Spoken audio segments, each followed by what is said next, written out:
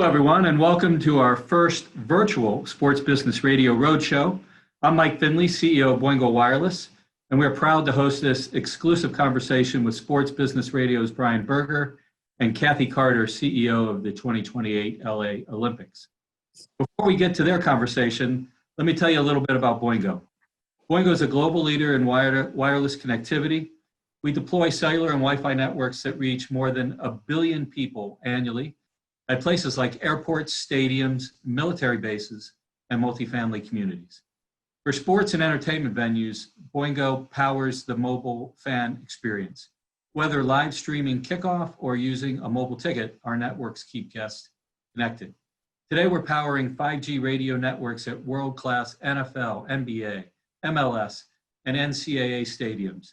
And as we navigate COVID-19, Boingo is helping teams follow strict health and safety protocols with wireless networks that can facilitate touchless experiences like contactless entry and concessions. I'm especially excited about today's conversation with Kathy because LA is Boingo's home turf. Boingo was born in LA 20 years ago, and we couldn't be more excited to see our great city host the 2028 Summer Games. 2020 has taught us a lot about resilience, and I'm proud of the work LA leaders are doing to keep initiatives like 2028 moving full speed ahead. Outside of Boingo, I serve on the board of the LA Sports and Entertainment Commission. I had the opportunity to meet Kathy earlier this year when she presented to our board and gave a great talk on LA 2028. I've seen firsthand how her leadership will serve LA 28 well, and it is not an exaggeration to say that we are all counting down the days for the Olympics to return to LA. LA is a place of possibility and a city of optimism. There's no better place to host the games. And on that note, it is my privilege to formally introduce today's guest, Kathy Carter, CEO of the U.S. Olympic and Paralympic Properties and Chief Revenue Officer of LA28, and Brian Berger, host of Sports Business. Brian, I'll hand it over to you. Thanks. Mike, thanks so much. And thanks to Boingo for being our partner on today's Sports Business Radio Roadshow. It's great to have Kathy Carter with us. As Mike said, she is the LA28 Chief Revenue Officer. You can find Kathy Carter on Twitter at kcarter28, and you can follow LA28 on their website, which is la28.org. Let's welcome Kathy Carter to the Sports Business Radio Roadshow. Kathy, thanks for joining us today. How are you? I'm doing well. Thanks so much for having me. So you've got such an interesting background. I always love to start our roadshows at the beginning, kind of the college years and when you first got the inkling that you might want to work in sports. You went to William & Mary. You were a Division I college athlete, a goalkeeper. And how did that inspire you to work in sports? Well, first of all, let me start with, yes, I went to William & Mary, and the part of a podcast or even a video cast or however we play this out, you can't see how tall I am. So I stand at a very, very significant 5'5". So the idea of me being a goalkeeper back in the day was terribly, struck a lot of fear in the eyes and in the shooters in their whole being as they looked down on a 5'5" goalkeeper. So I definitely learned a little tenacity back then at what you had to do when you're short playing a tall woman's game. How did I get in? You know, one of the great things when I was a college athlete was we brought in a lot of speakers to speak to the athletes that were part of the university. And one of our great alumni was Mark McCormick, obviously of the founder of IMG and sort of the godfather, if you will, of sports marketing and really of the business. And he sat in front of an auditorium full of athletes and talked about the sports business and what he and his company were doing. And every single one of us left that moment and said, that's what I want to do with my life. The transition from that to actually getting into business were two different things, because back in the early 90s, the sports business was not nearly the what it is today. And so I had that dream with no real understanding how I would actually make it a reality, but I was able and very fortunate to be able to do that.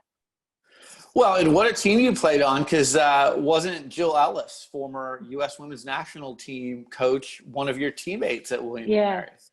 She was actually both in high school and in college. So Jill and I actually grew up together.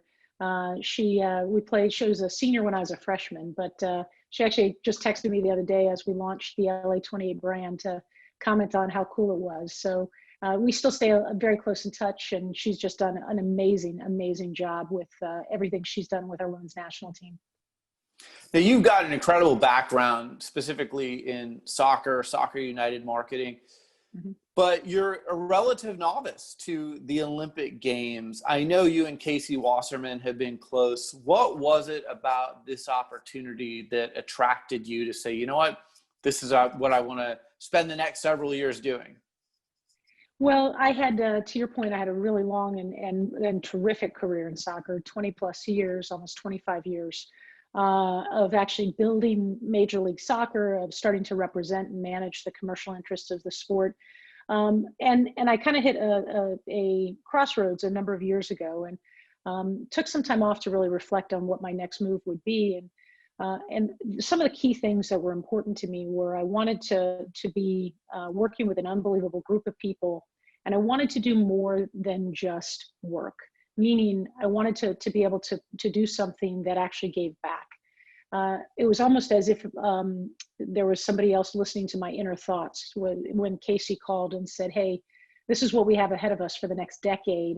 And it was sort of the combination of unbelievable people, an unbelievable mission, and an unbelievable opportunity. And so it didn't take a lot of convincing for me to say I'm in. And LA28 is led by some very powerful women. We've got Sarah Hirschland, Suzanne Lyons. What does it mean to be part of an organization that's being led by powerful women? Well, I'm proud not only of what Sarah and Suzanne have done on the U.S. Olympic and Paralympic Committee, and they really are changing the narrative and the dialogue around how we actually manage Team USA and start to really bring the athletes into the conversation, more importantly, giving them a platform and focus on not just their playing careers, but also what happens post-playing. So, you know, they've done that with great skill, even though there've been great challenges. But we also, with U.S. Olympic and Paralympic properties, with LA28 and all the various acronyms that exist in the world of Olympic sports, you know, we've really done an unbelievable job, in my mind, of bringing some of the most capable women to bear on the opportunity that's ahead of us. And that means across all of the organizations that are collectively coming together. And I would actually add NBC Universal in that, whether it be, you know, Linda Yaccarino, who heads up the Olympic or all of sales for NBC Universal, Molly Solomon, who is the head of production now for the Olympic Games for NBC, Jenny Storms, who's the head of NBC Sports marketing. So we really have, perhaps between all of the names I've listed, plus so many more, and perhaps the very best collection of women and men that are actually together working towards a common cause. No, it really is incredible. If you look at the staff that you've put together, Dave Minji is a good friend of mine. We go way back to his days at Nike, and you know, just so many of the people that you've hired, I've definitely taken notice, and they've been all-stars at other companies, whether it's the NFL, Nike, Visa, and you've put together this incredible collection of talent. So it says a lot about what you're doing and what the movement is. How is LA going to be unique? How are you going to reimagine how the Olympic Games take place in 2028? We've got really an incredible opportunity ahead of us for a couple of different reasons. And, you know, we often talk a lot about the fact that it's not as if we have better ideas than anybody else. We just have the ability and the time to actually implement those ideas for two reasons. Number one, when we originally were awarded the right to host the games, that happened at the same time the 24 for Paris, when they received the rights as well. So we actually got 4 additional years. So at the time that we were awarded the games, we were 11 years out of hosting. And traditionally, they actually announce and award the winner of the host of the games 7 years out. So starting there, we have more time. Number two, because of the embarrassment of riches, quite frankly, we have in Los Angeles, we have all of the venues already ready to go. And so whether you call it radical reuse, or you look at just the fact that the deployment of the overall infrastructure of Los Angeles, we're able to enter into the games knowing that we don't have to build a single permanent venue. Yes, we'll have some temporary venues, but that pales in comparison to what most Olympic organizing committees have to build as they look to host the games. So with that in our sights, it really is incumbent upon us now to say, okay, how do we actually evolve the experience, evolve the opportunity for us to have an impact on our community, to have an impact on the games, and for LA, with such a rich tradition of hosting the Olympic Games, this will be the first time that we actually host the Paralympic Games. And so what we believe we'll be able to do for equality, diversity, inclusion, and opportunity, we just think that it's an unlimited opportunity that's ahead of us. 1932, 1984, and 2028. Those are the 3 years that Los Angeles is hosting the Olympics. I went to school at Loyola Marymount in Los Angeles. I'm pretty familiar with LA, the diversity, the melting pot.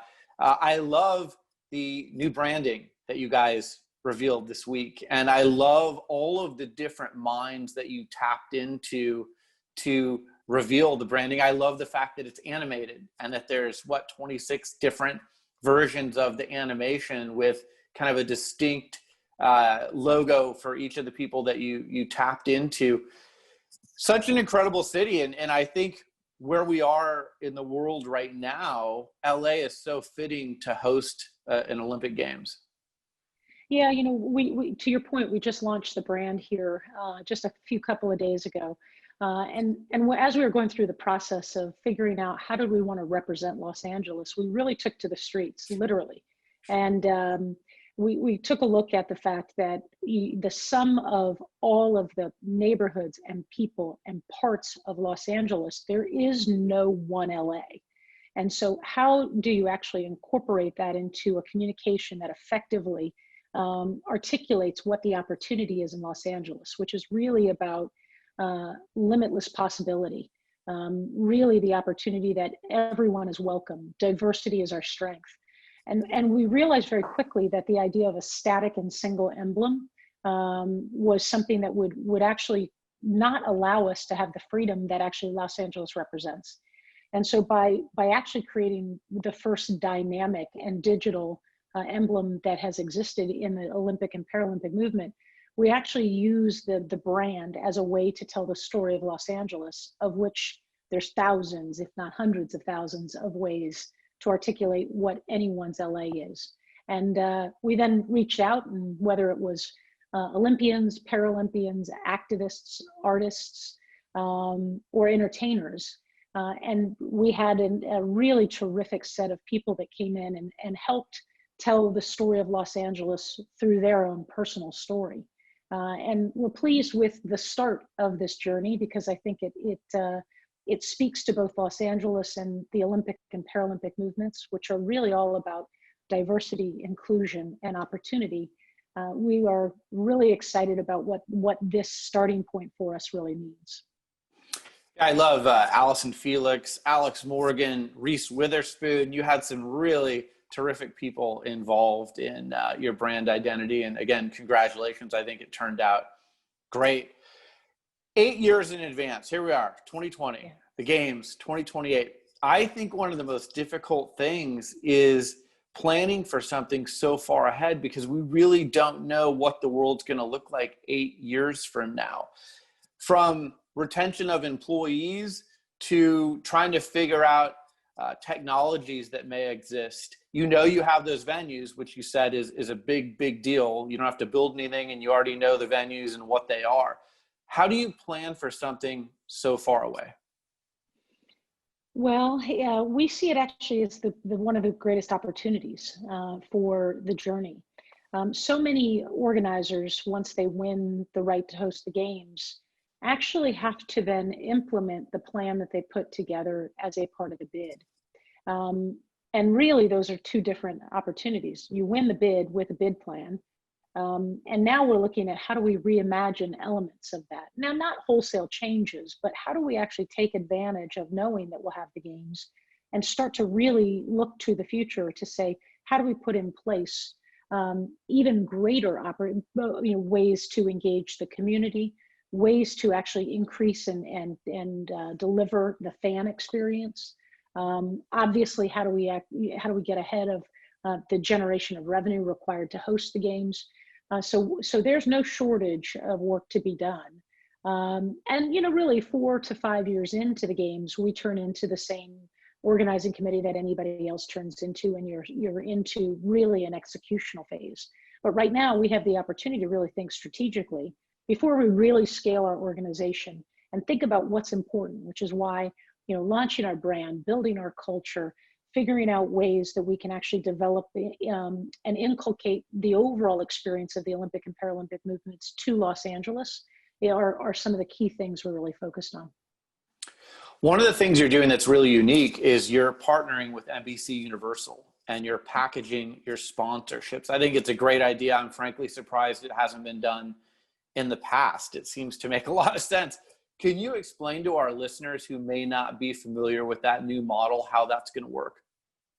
Yeah, so basically what we looked at was that traditionally a commercial partner would come in, they'd buy the rights, and then they would have to turn around and negotiate with NBC. And we've taken a step out of that, and by virtue of pulling them all together, so that when a company comes in and says, I want to partner with over the next 8 years with the Olympics and with the Paralympics, they now understand how they use the NBC megaphone, the platform, to really tell their story. There's no greater storyteller when it comes to the Olympics and Paralympics than NBC.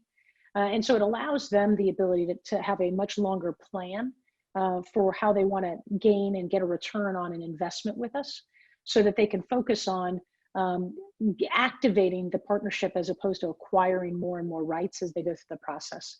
So we're excited because, obviously we've now been in the market for about a year and having really terrific conversations about how it can all come together, and think it's going to actually have a terrific impact on clients' ability to really deliver for their customers, for their employees, for their communities in ways that that we haven't really unpacked and really experienced before.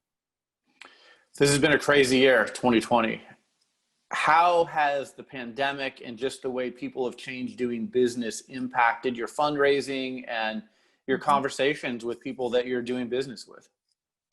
Well, a lot of it like what we're doing right now, which is all over our computers. I think the idea of actually physically seeing a human is a distant memory for a while now. But I think after we all got through the initial sort of evolution of what we were faced with, and really sat down and said, okay, now I've gotten my staff and my company all virtual. I think people have wanted to get back to, okay, what does the future look like? And so while it has been different and it's been difficult, I think for us, it's forced us to get a lot more focused on what we have to do and what's right ahead of us. And so we're all like everybody else on Zoom calls and calls all day long. We haven't really slowed down. In fact, I'd say we have sped up a little bit. So I think we'll come out of this and in a pretty decent position, although time will tell. But I would say I think we're very fortunate that our games are in 2028 right now. Yeah, you have the time is on your side, and you can kind of see how things unfold. So I didn't know this until recently, and I'll ask you about this since I have you on, because I think a lot of our audience is a little bit in the dark or confused on this. So obviously this year, Tokyo was supposed to happen, 2020. It's been postponed to 2021. Some people have asked me, well, if 2021 doesn't happen, does everything get bumped forward, or does Tokyo just lose their opportunity to host the Summer Games? I think Tokyo loses their opportunity and Paris stays at 2024 and LA stays at 2028. But can you clarify that? Well, yes.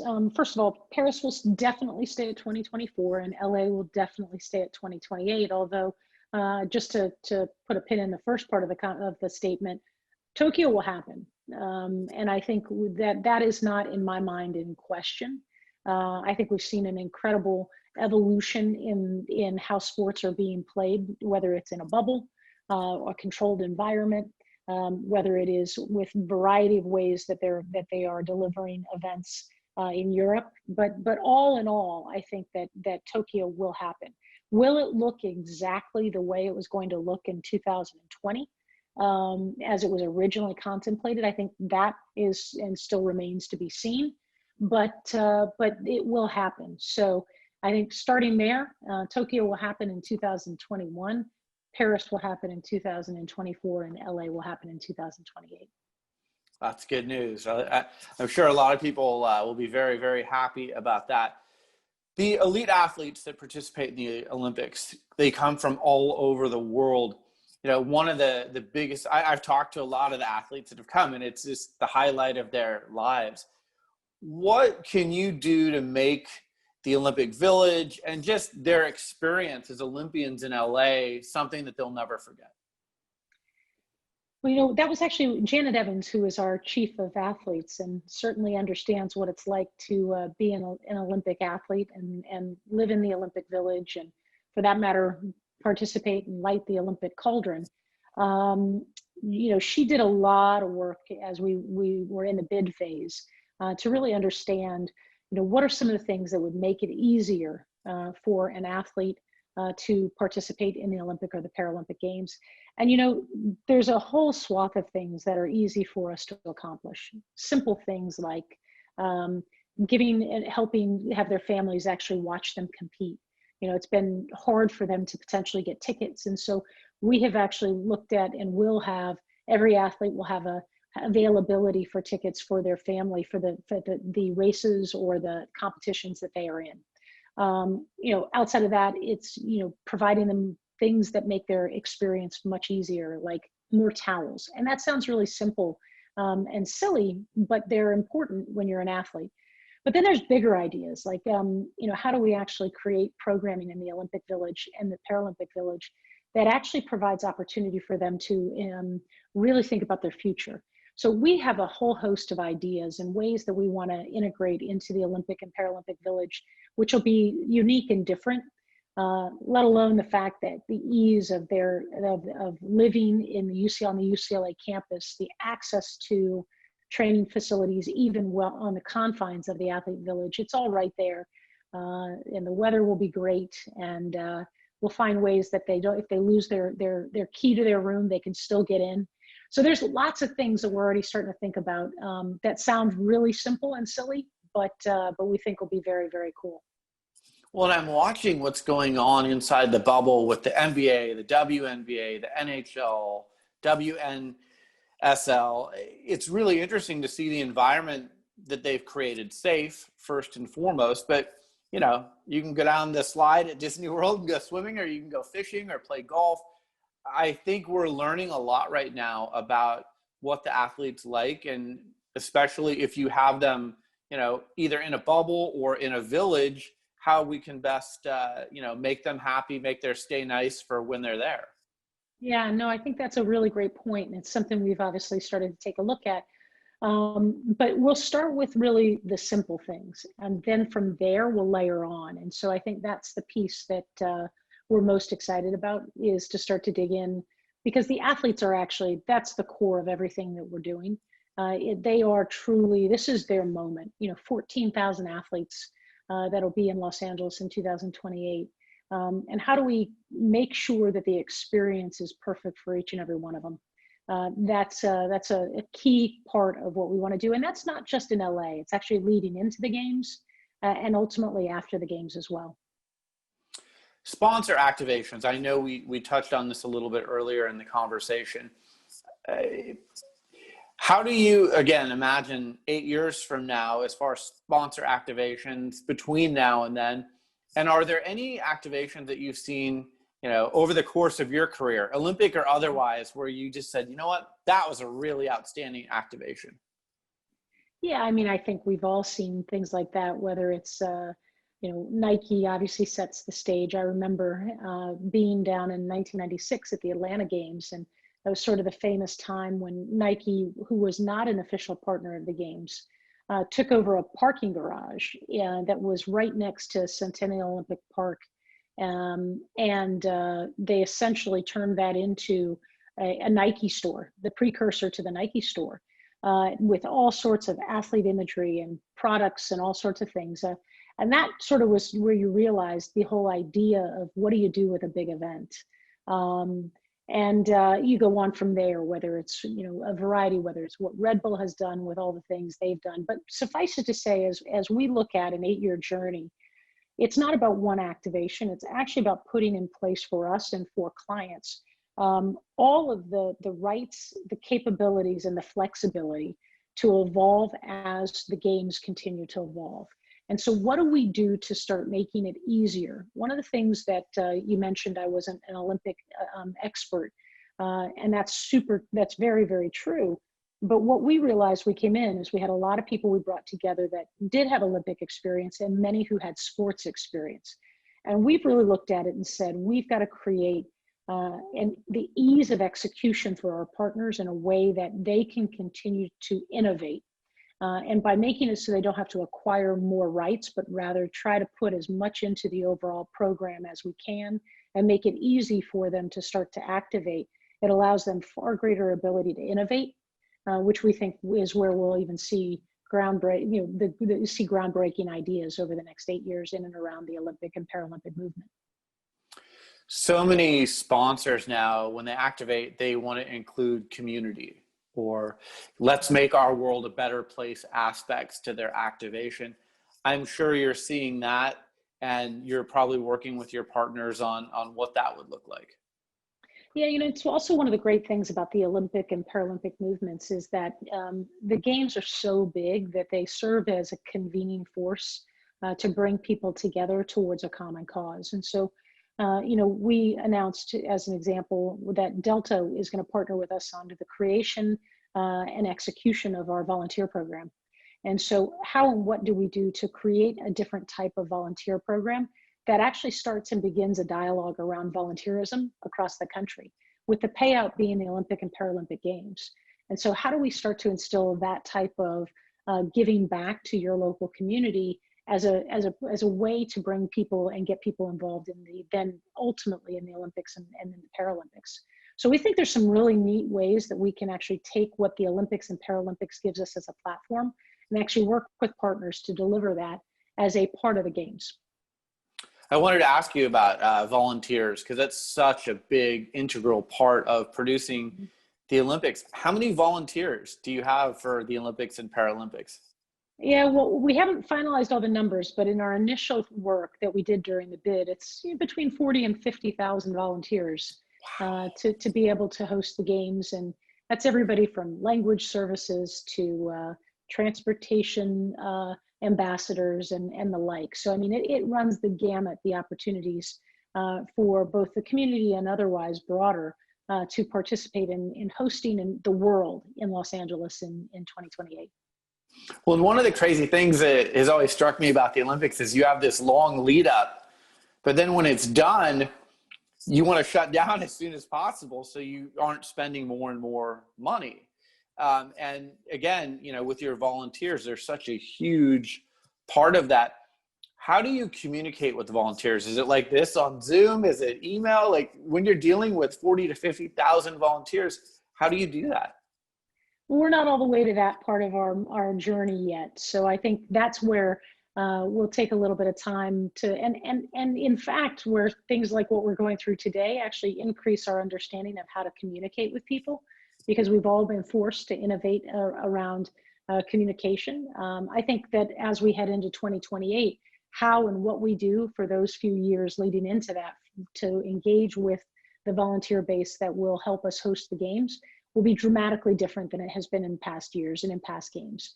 So that's where, you don't have to get everything done right away. You kind of put yourself and put the right people in the right places, because the idea is that as we get closer, then, we can benefit from key learnings that happen through the course of the next number of years.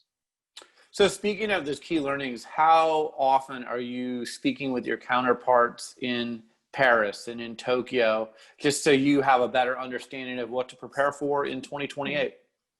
Well, the IOC and the IPC have done a really good job. So the governing bodies of the Olympic and the Paralympic movements have done a very good job of putting together a knowledge transfer program. So they have gone to great lengths to create guides and historical archives of what everyone has done in past games, so that as you start to get deeper into the planning and hosting, you've got a treasure trove of information of how the plans were put together and the results of those from previous games. We obviously benefit by virtue of having Tokyo, which will be obviously a little bit different than was originally anticipated, and then Paris as 2 summer games before we actually host. And then also Beijing and Milan Cortina as winter games. And so for us, we're on calls with the other organizing committees, predominantly those that are closer to us, meaning from a timeline perspective. We're on calls with them about once a month. So we try to collaborate, communicate, understand what they're dealing with, and we're all kind of going through it simultaneously. And so we're able to benefit by different things that other organizing committees are trying. So there's constant communication and key learnings that are happening every day as everyone's preparing for their respective games. Again, we're 8 years out, but how much are you communicating with the state of California and the city of Los Angeles on a regular basis about what's going to happen 8 years from now? A lot. I mean, we have a whole team of people. Casey Wasserman, very focused on that as well. We have an entire government affairs group that are day in and day out communicating with the really federal, state, and local and municipalities, because the coordination effort between all of those. Now, we're not as operationally focused as we will be as we get closer into the games, but right now it's about what can we do to continue to impact the community and the community that we quite frankly serve. All right, in a couple of minutes, we're going to bring Mike Finley from Boingo back in, but before we do that, we have a lot of students who listen to this show and people who want to work in sports. So this is another question I ask at all of our road shows for a savvy veteran like yourself. And the world is changing so much this year. What advice would you have for students who want to work in sports?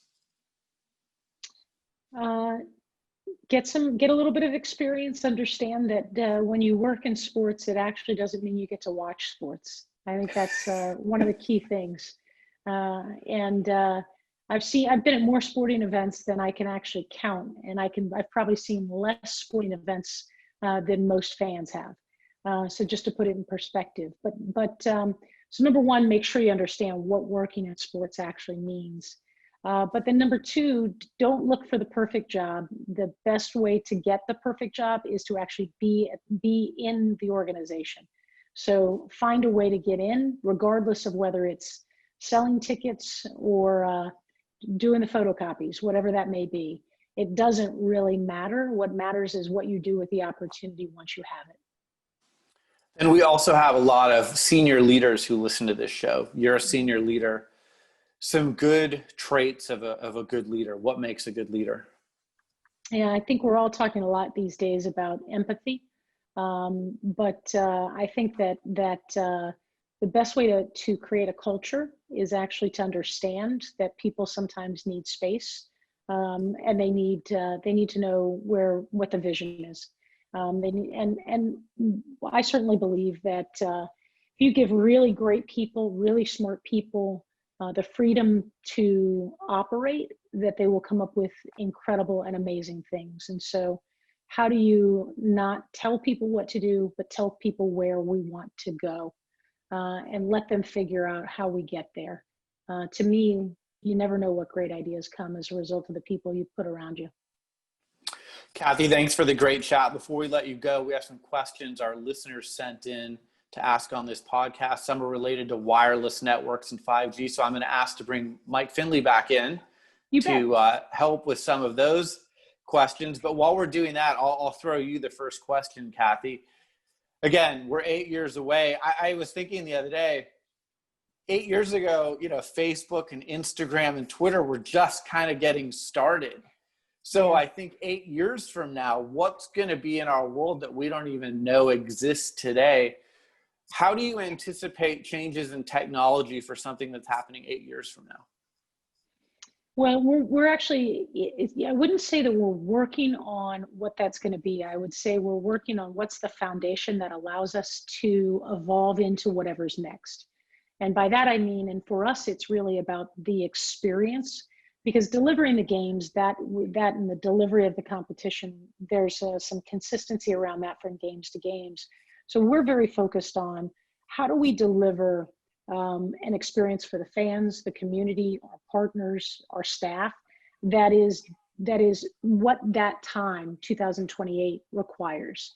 And so to do that, we have to start even understanding what the baseline has to be today, so that we can start to move and evolve towards what the future is actually going to hold.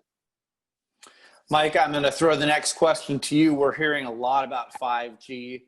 Will 5G be mainstream by 2028? And if so, what will that look like for the Olympics? Yeah, absolutely. First of all, great discussion with you and Kathy. It's fantastic. Like I said earlier, was able to meet Kathy and see her speak earlier this year, and what a great person to be leading this Olympics. But yeah, 5G is here today, and it's going to be growing and expanding as we move through this decade. Devices, more and more devices are coming, more and more networks are being built. The carriers are doing a phenomenal job building it out. So I expect most of the carriers are highlighting the mid-20s, 24, where you'll see this technology really take off. We've seen that before with 3G and 4G. You mentioned some of the things that weren't there a few years ago. When 4G came into play, Uber and Lyft didn't even exist as a use case. It was once the technology came to bear that these great application drivers create these technologies. But I think it's 8 years away. It's a long way in some ways. It'll get here faster than we think in other ways. But on the technology side, you get to talk about all these cool things. But I certainly think autonomous driving and those capabilities, certainly for shuttles and for this area, as Kathy said, there's it's going to be a big area, a lot of different locations. I think the devices will play a significant role in getting people to the buses, to the shuttles, to the locations. COVID has expedited a number of things, contactless, engagement. So, I think there'll be a lot of things that will be coming to the forefront, such as, getting concessions, getting a beer and a hot dog without having it served to you and things like that.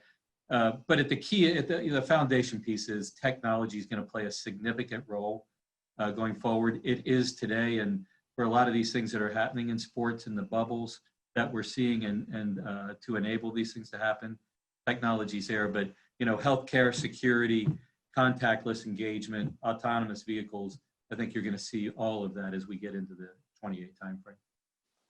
Kathy, I'll let you respond to that and just, ask you again, how will technology and innovation kind of guide the 2028 games? Well, I think Mike was exactly right. And again, I think that for us, it starts with, again, you start an organizing committee, you don't have anything. You have no infrastructure. And so part of what we're starting to build towards is being able to take advantage of all of those innovations, whether it's whatever the future is that's brought to bear as a result of 5G. We have to be prepared to use that as a part of the experience of 2028. And so part of that is to make sure, and it's partially the people we bring together and how we slowly but surely put an organization together that has an eye towards the future, but that can deliver that experience. And so again, we today are not looking into the crystal ball to say, what does 28 look like? We're looking in the crystal ball to say, how do we put the organization in place that can take advantage of what the future starts to look like as we get closer to 2028? And Mike, before I let you go, during COVID, we're seeing, a lot of new technologies emerge, like Zoom. I didn't know what Zoom was a year ago, but now we're on it all of the time. What are you seeing as far as emerging technologies that you think might show up at events like 2028, in addition to the ones you already mentioned? Yeah, I think probably, the ticketless, encounters are here today, the autonomous driving and things like that. But one of the things that COVID's brought forward, and the capabilities have been there, but you brought up Zoom and video conferencing. Obviously, you can do that on multiple devices. But I think healthcare and kind of the telehealthcare piece has really been fast forwarded. I don't think my mother who's 84, would have thought she'd be doing a doctor's visit on her phone 8 months ago, but she is now. And those capabilities are there. And with the great, application engineers and people we have in this country, those things will get expedited. And 28 is going to be an incredible time to have these games, because this technology, as I mentioned, coming forth in the middle of the decade, is going to spur all these types of applications and devices and capabilities, both inside and outside the stadiums. It'll start in the airports and how people are getting here. And, I know Kathy and her team are going to have a great opportunity to, showcase the great technology that the U.S. is bringing forth. And so I think, healthcare is probably the one that I think, and security and those types of things will really stand out over and above the things that are already in place. Kathy, we'll wrap with you. Anything that you're specifically, working on right now, as you just had your big brand identity announcement?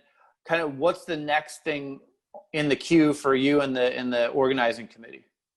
Well, we've stated now what our intentions are, and so now it's time for us to back those up. What we like to talk a lot about is how do we start to build the human legacy that will be a part of the journey for LA28, and ultimately one of the things that we will leave, which is an industry full of people that will have gotten the experience as a result of the 2028 Games. And so I think that there's a lot we can do with the people we bring together, the partners that we bring to help us actually deliver these games in 2028. So for us, the next phase is to start to bring all of that together and continue to refine how this will play by the time we get to 2028. But there's a lot ahead of us. We are very, very excited. And we like to say, if the only thing that we deliver are the games in 2028, we will have missed our window of opportunity to change the games and change our country for the better. Kathy Carter, the Chief Revenue Officer for LA28. You can find her on Twitter at kcarter2028. You can find the organization online at la28.org. Thank you so much, Mike Finley and Boingo, for supporting the Sports Business Radio Roadshow. As always, thank you, Kathy, for making time out of your busy schedule to be with us. I want to thank Malka Sports for helping us today, Griggs Production, and a special thank you. I don't know if Mike and Kathy, I've got my 15-year-old daughter here in my studio with me, and she is my tech support. Without her, a lot of this doesn't happen on my end. So a quick hello from my daughter. So thank you, everyone. And you're listening to Sports Business Radio. We'll be right back.